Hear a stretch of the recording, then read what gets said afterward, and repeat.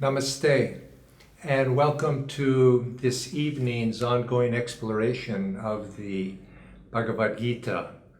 This evening, we're going to conclude with our discussion tonight, chapter 2. And before I read the stanzas that we'll be covering this evening, what I would like to do is I would like to go back and step back a moment to take an overview of what the major themes are that we have covered in chapter 2, so we can understand it. Sometimes when you go stanza by stanza, you lose the perspective of what Krishna and Arjuna are speaking of. And so if we go back and we look at the larger story, we see that after chapter 1, during that chapter, Arjuna has put his chariot in between the two armies. And surveying the two armies, he begins to become discouraged, and he tells Krishna, his charioteer, that he does not wish to fight. And chapter 1 pretty much concludes at that point with Arjuna being very discouraged. And chapter 2 then begins, and Arjuna says a few more concluding remarks, and then Krishna begins his discourse at that point. And what we have to remember, of course, is, and this has been discussed in previous classes and, of course, many times, is that although outwardly we can speak of this in strictly literal terms, it's also on a deeper level, this is the story of the soul. It's the story of the desire of the soul, or the necessity, you might say even more so, the necessity of the soul to overcome those things that hold it back. The inner struggle that all of us undergo. Arjuna is the disciple, and Krishna is either you could think as the guru in this case, or perhaps it's the higher self, God represented in that form. And Arjuna is undergoing the struggle that all of us undergo, and he's asking those questions as a disciple that all of us ask in life. And so here he has found himself very discouraged at this point, and Krishna is about to console him. Now, before I go forward, it reminded me of a story that I heard many years ago that all of us face, represented in this story, of a aspirant fellow who was a spiritual seeker, and he was looking for a guru, and he went into the mountains, and after great search he was able to find there a yogi in a remote location. And he approached the yogi and he asked the yogi, "I'm thinking, should I pursue yoga? Should I take up the spiritual path, the spiritual quest?" And the yogi says to him, "Well, since you feel that you must ask this question, I must advise you, no, you should not. If you have to ask that, you're probably not ready," is what he was actually saying. "But," he said, "if you do want to go forward, then you must go all the way." In other words, if you are going into the spiritual path, and if you want to pursue that, you must have the commitment to take it all the way, because along the path there are great discouragements, there's difficulties, challenges. This is not something to be taken lightly, and we have to expect that. And as we go forward, we will encounter those. But if we're going to take up the spiritual quest, we must have the commitment that will carry us through to be able to overcome and face whatever those difficulties are. And so, although Arjuna is discouraged, he does have that commitment, and he asks one very important question there of Krishna. He says, "Krishna, I am," in so many words, "I am thy disciple. Tell me what is the right thing to do." And so then Krishna begins his discourse in chapter 2. Now, as you read chapter 2, I think as I read it, I see there are two major themes that are embodied in that chapter. The first, of course, is the consolation that Krishna offers to Arjuna. He begins to tell Arjuna in many different ways why he should fight this battle. He has to fight the battle, and I won't go into explanations of each of these because this has been covered in previous chapters, but he more or less says Nobody dies. There is no such thing, that the soul cannot be destroyed. Neither, you might think of it in terms of physics, that matter and energy can either be created nor destroyed. It just changes forms. He explains it in that way. He then goes on to say that who is it that's killing whom? It's the one self resides in both sides. Who is killing whom? He then goes on to say, well, of course, then if you don't fight, you'll be thought of as cowardly. And also that the great blessing that comes to any Kshatriya who is faced with a righteous battle. And so he elucidates and enumerates a number of different reasons of why Arjuna should fight this battle. But all the time he's doing it very lovingly. He's encouraging Arjuna to take up this battle, to do what his duty calls for him, because he understands. He understands the dilemma of the disciple, and just as you could say that God understands the difficulties that each of us face and wants to encourage us. If we have that commitment and that willingness to persevere and the desire to go forward, God will be there. God will be there, the Guru will be there, or if you think of it as the higher self, will be there to give us the counsel to be able to go forward. And it's a natural thing. It happens to all of us, that to find times when we're discouraged, we don't want to fight that battle, we don't want to fight those inner struggles, we don't want to overcome those perhaps bad habits or temptations that are calling to us, or it seems very painful when we do, or if we're faced with them, to actually kill those habits. What will become of me if I do? So this is the first part of the second chapter. Now the second major theme, and I think this is, you might say, the more important of the two, or the more dominant theme of the second chapter, is what is being asked of Krishna by Arjuna, and what Krishna answers Arjuna is this question of what is right action.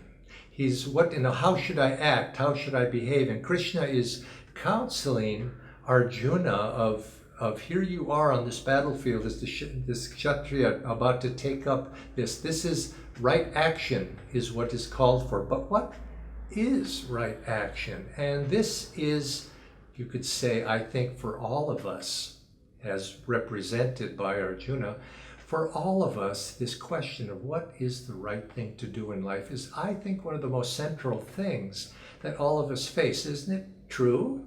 We find that we're faced in life, we find that we're faced with a dilemma, we're faced with a difficulty, we're faced with a choice between going this way or that. Should I do this? Should I do that? All of us have these questions every day. And we ask the question, what should I do? What's the right thing to do in any particular circumstance? And particularly, this is asked by the devotee, by the disciple. And you might almost say that it's the mark of a spiritual aspirant to even ask that question, because a person that does not care what's the right thing to do, you could say that I wouldn't classify necessarily that person as a spiritual aspirant, other than in the sense that all of us essentially are spiritual aspirants, because there's no such thing as not being on the spiritual path, but in a sense of consciously taking up the spiritual path. It's one of the marks of such a person is they even ask that question, what is the right thing to do? Or what should I do in this case? Should I do this? Should I do that? And what's going to take me to where I really want to go? And Krishna, in this second chapter, he then, much of the second half and perhaps even the second 2/3 of this very long chapter addresses this very question, what is it? What is the right action? And he answers it in a general way. And I think because of the way he answers that question, it's obvious that he's speaking to the inner battle. He's not speaking to the outer action. If Arjuna wanted to know what the right action might be outwardly, Krishna might advise him how to go about this physical battle and warfare at Kurukshetra, but he doesn't address him that at all. He addresses him in a way that is very obviously to be interpreted inwardly. And what he says, essentially, is he says, Arjuna, right action are those things that lead us to inner freedom. And this is what applies to Arjuna, and what applies to each of us, and what applies to all of us as devotees. Those things in life, when we're faced with a dilemma, we're faced with a choice, we have to choose which direction will take me toward freedom, toward inner freedom. And now this is subtle. Now he's not giving us some specific advice of do this, do that. Now, perhaps sometimes in life one asks the Guru, and the Guru will give that direction, but generally we have to look within. Our own intuition has to guide us. The higher self, that Krishna within us, needs to guide us through our intuition to what is going to be leading us toward freedom. Now, if we explore this a little bit, we think about it, this is subtle, because what one person may do to lead them to inner freedom may not be the same thing as for another person, because each of us are perhaps in a little bit different karmic situation, where each of us have different understandings of how we should respond to something, and what would be good for you may not be good for me. And the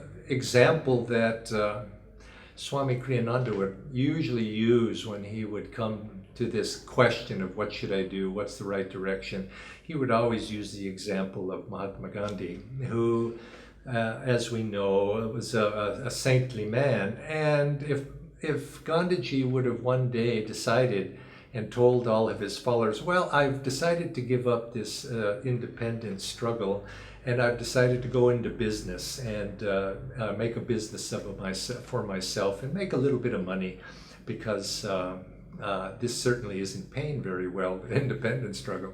Now, if he would have said such a thing, everybody of his followers would have said, that's a step down from what his other duty had been up to that point. I don't think people would have respected that decision on his part, and people would have shaken their heads.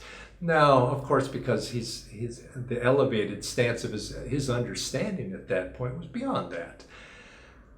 And now, of course, then Swamiji, he'd continue that story. He says, but now let's take, for example, a lazy man. A lazy man who's perhaps even a drunkard. And all of a sudden, one day, the drunkard comes to his senses, sobers up, gets up and tells his family, I've decided to go out and get a job today. I'm going to go out, and I think the best thing for me is to go and to make money. Maybe the very same thing, the same business that would have been a bad thing for Gandhiji to do. This man, it would have been a good thing for him to do. Wouldn't the whole family applaud that decision? Wouldn't they say, this is great?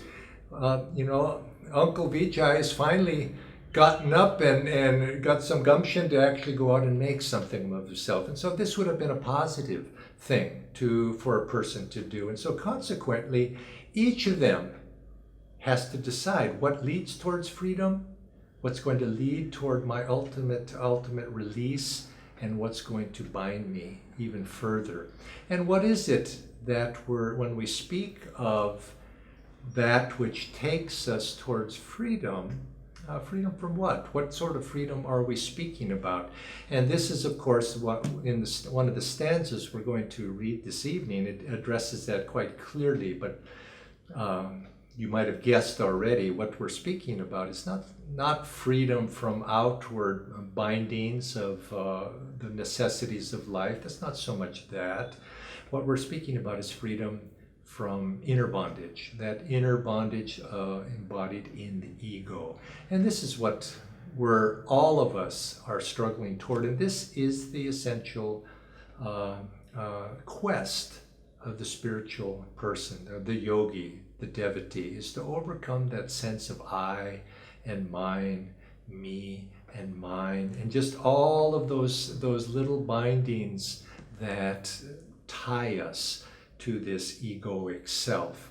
That ego identity of I am this body, I am this personality, all of these things that make us small. Paramahansa Yogananda, and I may have said this previously, but he defined ego as that the soul identified with the body. And this is what we find that what we're trying to free ourselves from. And so I'm going to come back to this subject a little bit more when I come to that stanza in this week's reading. So these are the two main themes: consolation and right action. Now, in right action, when he's speaking to Arjuna wants to be clear about this, and so he asks a number of questions about right action. He asks, and Krishna addresses those, and he wants to understand. And so finally, not perhaps yet understanding, he asks Krishna, what is it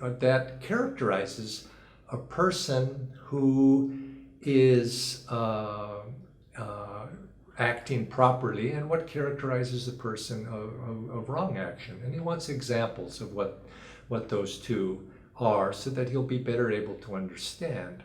And Krishna again answers him and gives him examples, and he says that the wise man, the yogi, the person who knows his true self, is he who's non-attached and is calmly directing his energy, in so many words, he says it that way, is into the higher self. He resides calmly in the higher selves. And again, he uses this word calm. Krishna does in this second chapter. Calmly resides in the higher self, as opposed to the worldly man who resides in the senses, whose attention, his life force, his direction, his concentration is being outwardly directed toward living in the senses. And you may remember it was either last week or the week before, we talked about how the wise man learns to withdraw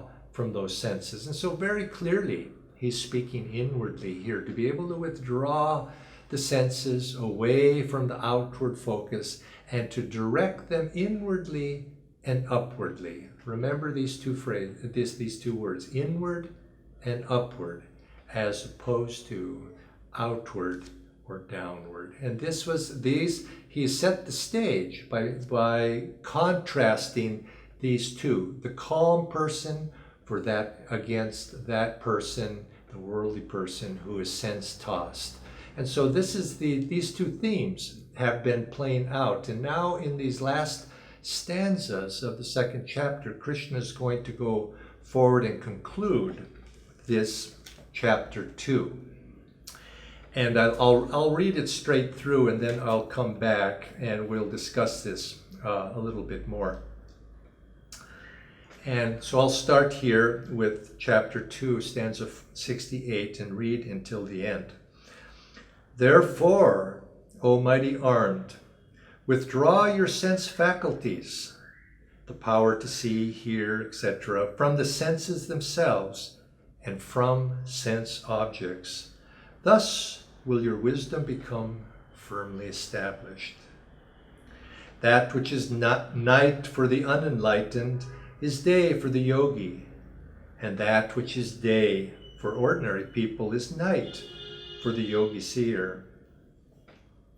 Contentment is his who, like the ocean, calmly absorbs into himself all the rivers of desire.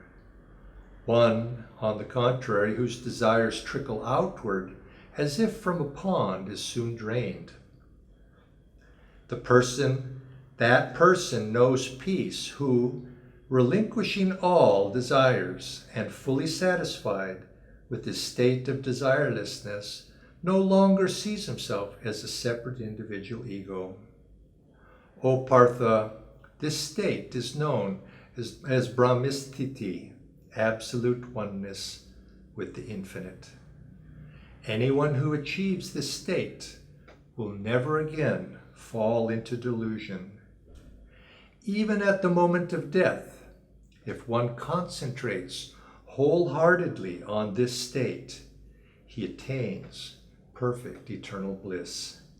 Thus ends the second chapter called Sankhya Yoga of the Upanishad of the Holy Bhagavad Gita, in the dialogue between Sri Krishna and Arjuna, discussing the science of God realization. Now, there's a couple of I can't help but repeat a couple of these, because one, of course, is very famous. This one, 269. That which is night for the unenlightened is day for the yogi, and that which is day for the ordinary people is night for the yogi seer. Obviously, looking at life through two very different ends of the telescope. One sees the person seeing this world, the senses lit up so brightly is seemingly very bright for the worldly man, but that's nighttime for the yogi, whereas the yogi sees that inner light. But of course, the aspirant who lives in the world through the senses closes his eyes and looks to see the light of the spiritual eye, or the light of the inner light, sees nothing but darkness. But the light is there shining, but it can't see that light because the senses and the desires and all of the obstructions of this outward world obscure that inner light. And so it's looking at the very same thing, but looking at it from two very different perspectives. And of course, I want to especially come back to this stanza, which expresses what I've been talking about a little bit earlier. That person knows peace who, relinquishing all desires and fully satisfied with this state of desirelessness, no longer sees himself as a separate individual ego. And this is you could say, the essence of what yoga is about. He no longer sees himself as a separate ego identity. Paramahansa Yogananda would love to use this image of, when he spoke about the ego, of the burner on the gas stove. I'm sure all of you know that. You can see the burner, and you see all these flames coming up on top of the burner, and there's many, individual, dozens and dozens of them in the ring, individual flames. But if you look underneath the burner, if you can see under there, you'll notice that the fire is all one.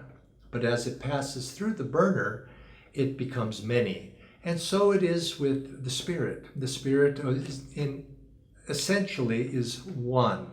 But as it passes through, you might say, this identity of ourselves, identity with this body, with this physical self, it becomes those individual flames on the top of the burner, each one thinking it's separate from the other. And as it's separate from the other, each one then coming into competition with the other. One flame wants to be a little bit higher perhaps than the other flame, and so they find that they're in competition. And this is the situation that we find ourselves in, and this is exactly the situation which we're trying to overcome through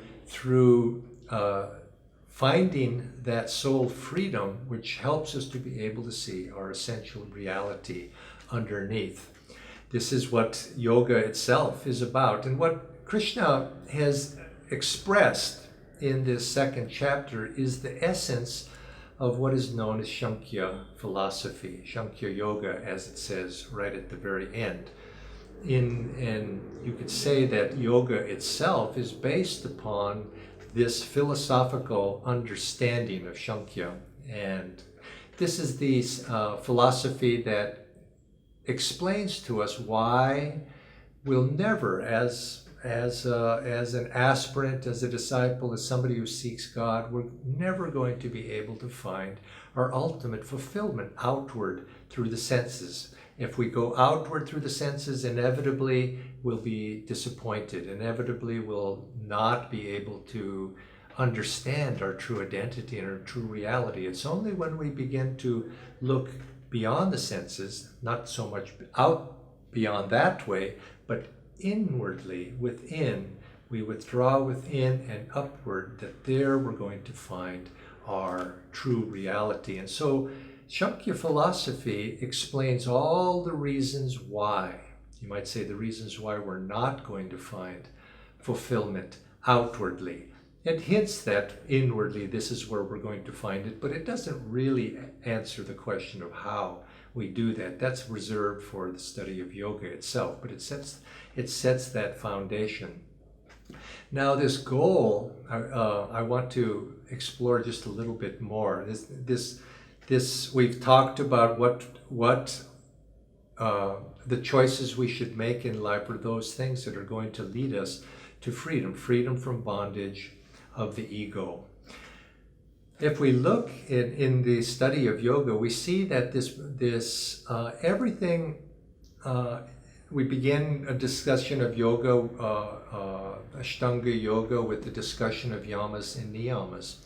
And if you look at each of those yamas, you look at those niyamas, if you explore them a little bit more deeply, you'll begin to discover that what is being advised of us, Patanjali is advising the yoga practitioner to take on certain attitudes toward life, and the result of each of these attitudes has the end result of overcoming this separation, that those thoughts, those behaviors, those ways of looking at life that separate each of us one from the other. Take, for example, that very first one that's usually mentioned in of the yamas, nonviolence, ahimsa.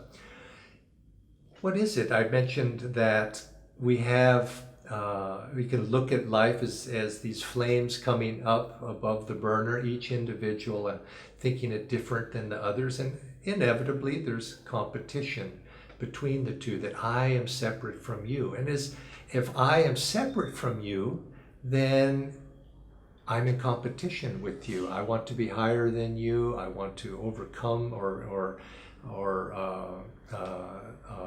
perhaps be a little bit more prosperous than you. And if you perhaps are an obstacle to my being able to achieve whatever my desire is, I inevitably express some sense of violence toward you. Anything that diminishes you, whether it is in action or it's thought or it's in speech, this is an expression of my individuality, of being different from you, is you could say, is violence. Learning to be nonviolent is learning to benevolently feel that you and I are one and the same. We're that flame underneath. And as long as we are individually egoic, we're going to be in competition. And so to practice nonviolence is to minimize that sense of separation. And that is ultimately what the goal of why we practice nonviolence in its subtler forms. If you go to the other yamas as well, you look at non-stealing, or taking those things that are not rightfully mine. What is the thought form behind a person who thinks that something of yours belongs to me, or anything that is not rightfully mine, I would take that? Well, it presupposes an attitude that you and I are separate. But who can take what from, you can't take something from yourself. If you really had a sense that everything is mine already, that we are one already, there's no possibility of stealing. So stealing or taking what is not mine presupposes ego. And there again, when we try to overcome that sense of of stealing and perfect that quality of non-stealing, we do it by perceiving that reality underneath, that we are all one. The same thing when we speak about lying, non-truthfulness. We see that truthfulness is being able to see life as it is and not to affirm something that is not. And this is what, when we speak untruth, this is what we're doing, is we're affirming that which is not. And when we speak of this in terms of ego, the ego is not the reality. And so anything that it affirms an unreality is going to become egoic. And so you see in all of these different ways that this quality of egotism is at the root of our lack of inner identity with the divine. And of course, if you go further, you take brahmacharya, which by itself is learning to withdraw from expressing ourselves or experiencing this world through the senses. And finally, the fifth one, which is non-attachment, is not being even desiring that which is rightfully ours, which is the quality of not being attached. If we can be completely non-attached, that means being completely non-attached to this body. And in that state, we then begin to realize that we're everybody. And we know if we're no longer attached to this body, from that comes the power to remember our past lives, because we're not attached to any one of them. And this is the goal of yoga. This comes to that part of yoga that answers the question of which is raised by Arjuna and Krishna in this second chapter of what is right action. It's that action which leads towards freedom. Now, that presupposes, of course, how do I take those actions? How do I withdraw the energy from the senses, as Krishna is advising again and again in this second chapter? And you could say that's where yoga itself, the practice of yoga, comes in, and why yoga is such an important subject to study.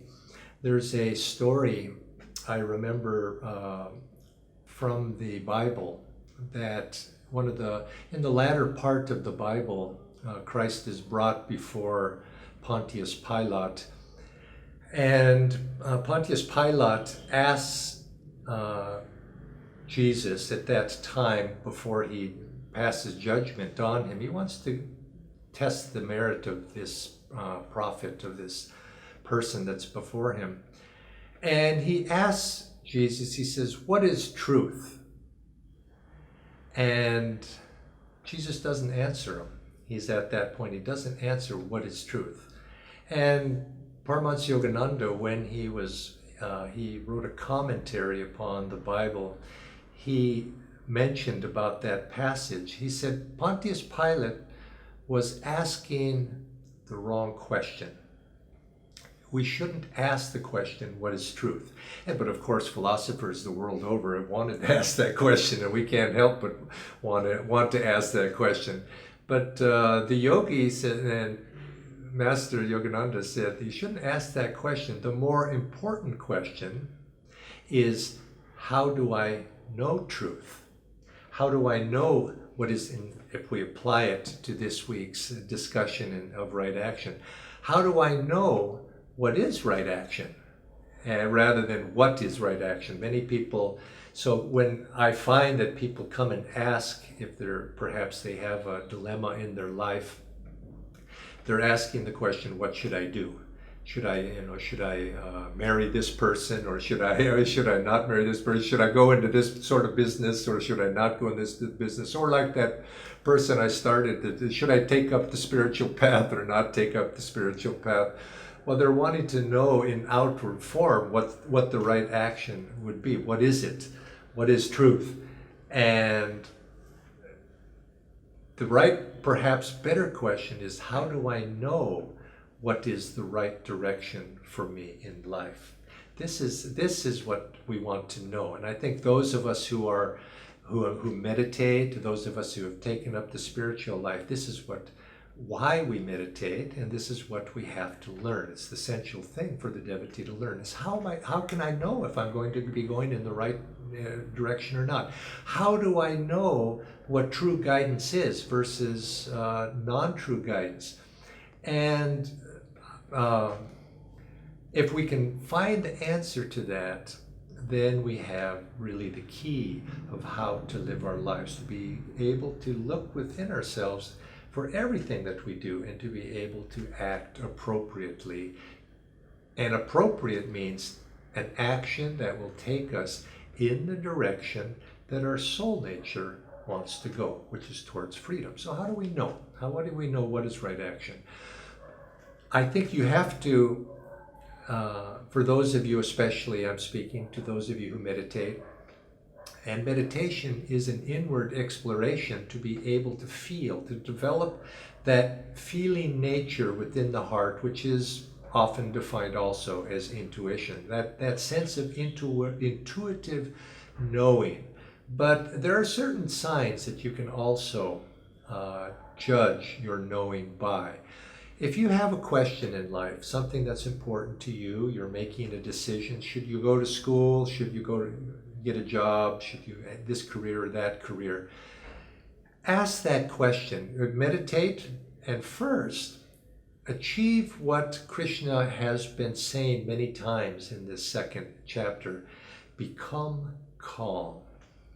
Now, when we say calm, we don't mean somewhat of a tamasic peacefulness of not simply not being restless outwardly or not outwardly being fidgety.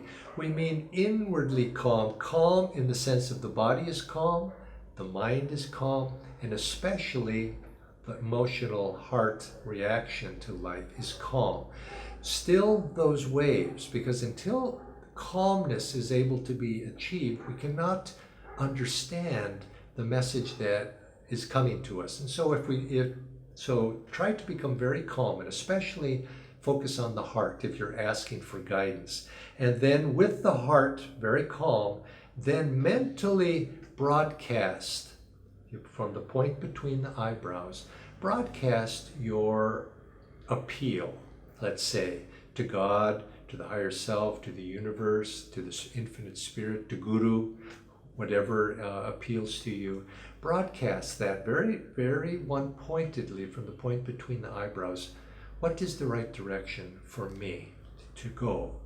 And then feel here in the heart, after with great intensity, feel the divine response. The point between the eyebrows is said to be the broadcasting station, and the heart is said to be the receiving station. Oftentimes, many people like to broadcast, but they don't like to receive. And so you have to have both very strongly attuned. But broadcast that appeal. Now, what I just said, I would qualify a little bit further. Oftentimes, if people ask, what should I do in life? What should I do in life? That usually is too broad of a statement. Rather, more practically, if you have an appeal, if you're looking for guidance, you're looking usually for guidance in a very specific way. And think of possibilities of directions to go.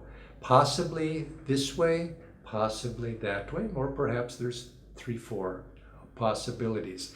And hold up at the point between the eyebrows in a calm state, hold up each of the possibilities to the universe, to the divine.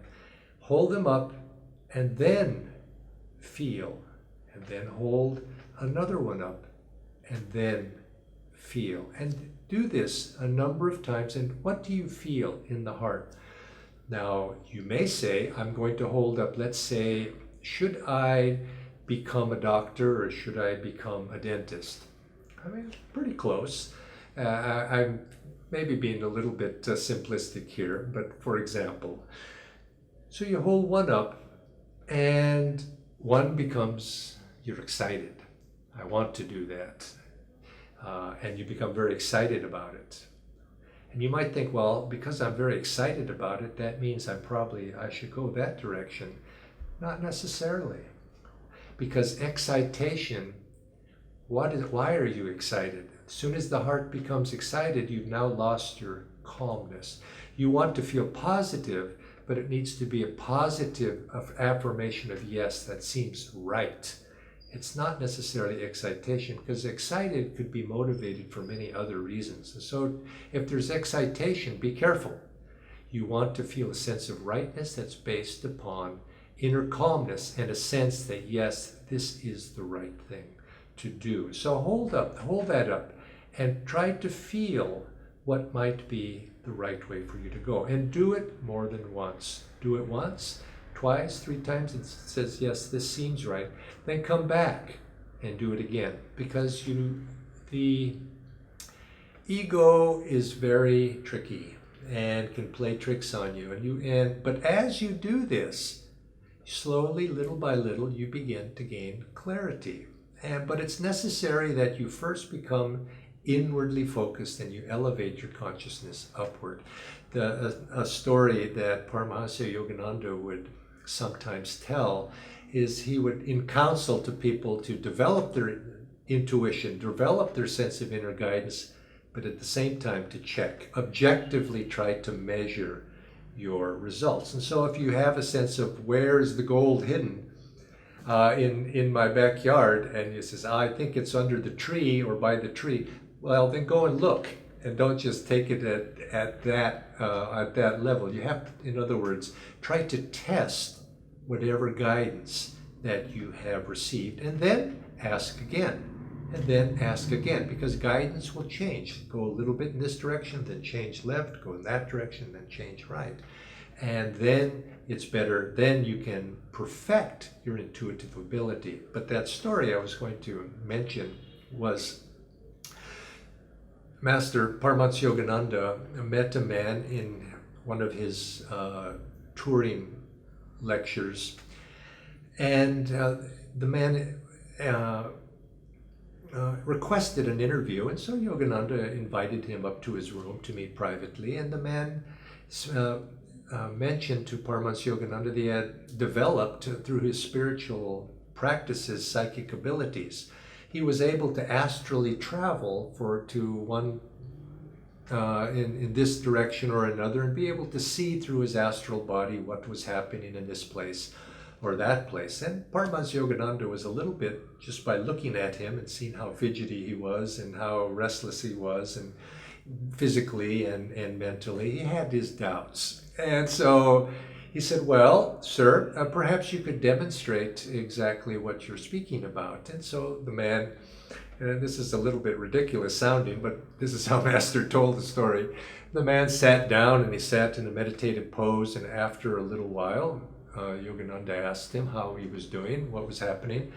And the man, in a very otherworldly voice, he says, I am now sitting on the top of the Taj Mahal.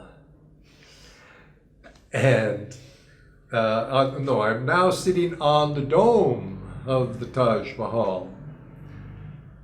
And Paramahansa Yogananda, looked at him and said, sir, I think it is your dome that is cracked, and then and the man was a little bit startled and perhaps a little offended. And so Yogananda went on to say, let us do a test to see who is right. And he says, in this hotel, on the ground floor, there's a nice restaurant there. He says, you astrally travel to that restaurant and tell me what you see. And the man did. He sat up and he went into a bit of a trance. And he said, I'm in the restaurant and I see a lady in this spot, a man in this spot, a waiter in this spot. And he went into describe, and I see it looks like such and such. And he described the restaurant. And Yogananda said, okay. And then he said, now I will look. And he went into a little meditative state and says, I see X, Y, X, Z, and so forth. Quite different from what the other man. He says, now let us go look. And they both went into the lift and down to the ground floor, walked into the restaurant, and they saw it was exactly the way Master had seen it, and not the other way. And the man was startled. And I think, as the story goes, the man was appreciative of Yogananda pointing out that he was astrally traveling, so to speak, in imagination only. And the guidance that he was supposedly receiving was based upon his imagination. The important point here and the lesson here is that we need to take with a grain of salt, you might say, or to whatever guidance that we have until we can test it. We must be able to test our guidance, and then in the testing, objectify whether it's true or not. And then, little by little, we find that if we can objectively test in a small way, we become stronger. Our intuition grows. It's like a muscle. It begins to grow, gets stronger, and our guidance becomes clarified. Now, there are guidance of intuitive guidance is of the heart of what I've been speaking. That feeling of the heart of rightness. That's not restless, that's calm, and that you just know that yes, this is true. That is what we're speaking of. But there's also, intuition is also of the rational mind as well. That sense of just knowing when something is right, when something is appropriate. It's said that great scientists are often those who have had a moment of intuitive inspiration, all of a sudden knew, yes, I know the answer to that query, to that doubt that I might have been having. So intuition comes in these ways, and in this guidance we can be directed into right action. But keep in mind, right action is that which leads to our freedom. And when we have freedom, we're going to find accompanying freedom, there's a sense of expansion and there is a sense of joyfulness. So look for those two as well. We start with calmness, but with whatever guidance that you feel, do you feel a sense of expansion? Do you feel a sense of freedom, of largeness, a sense of perhaps shackles being dropped from you? Do you feel a sense of joyfulness? If joy accompanies that, because usually when you have expansion, an expansion of awareness or any sorts of expansion, even physical freedom, there's a sense of expansion, there's possibilities, a sense of joy that comes with that. Do you feel joy? This is another sign, and this again needs to be cultivated, but it comes to us in little whispers, and then it begins to grow. So this second chapter concludes with this discussion of get away from the senses, withdraw from the senses, and find your higher self. Now, with the end of chapter 2, we're going to next week begin chapter 3. And I'm just going to say a little something to introduce that chapter, what it might be about. Here, our Krishna has said, get away. As he says, get away from this Maya, get away from this world of suffering and delusion, which is associated with the soul's attention going out through the senses, and direct it to the calm inner self with detachment. Now, hearing that, very good advice indeed, Arjuna then begins to ask the question. He's convinced. He says, yes, I should do that. I should get away from the senses. Go within. Go toward God. But then he asks the questions, but if that is so, oh Krishna, why are you asking me to fight and to get engaged in this struggle outside of myself? Isn't that just delusion? You're asking me to engage myself in that. Why? It seems contradictory. It seems like you're giving me advice to go in two different directions. And that question is a good one. And this is the question that Krishna is going to answer in chapter 3. But I'll leave that until next week. Now, if any of you have by this time perhaps sent in any questions in the few minutes that I have left today, I'd be happy to address those questions. But if not, we'll leave it until next week and begin to answer that question. Why fight this battle of life? Why get involved in all of that? Why not just withdraw, like we said a couple of weeks ago, the turtle or the tortoise withdrawing its limbs into the self and leave this worldly, mundane world of the senses behind?